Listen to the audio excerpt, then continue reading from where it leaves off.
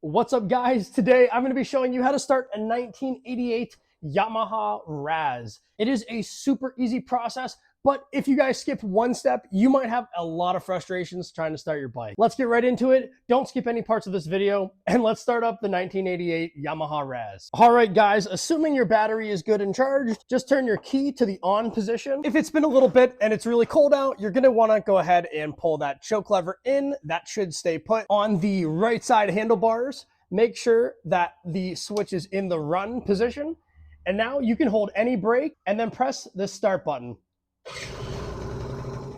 Odds are your guys' batteries aren't charged. So same thing, we're gonna turn the key to the on position. Make sure that that switch is on the run position. If it's been a little bit and it's really cold out, you're gonna wanna go ahead and pull that choke lever in. That should stay put. And just simply kick over the bike. You can turn that choke off after maybe 20 to 30 seconds of it running, and then you guys can just take off.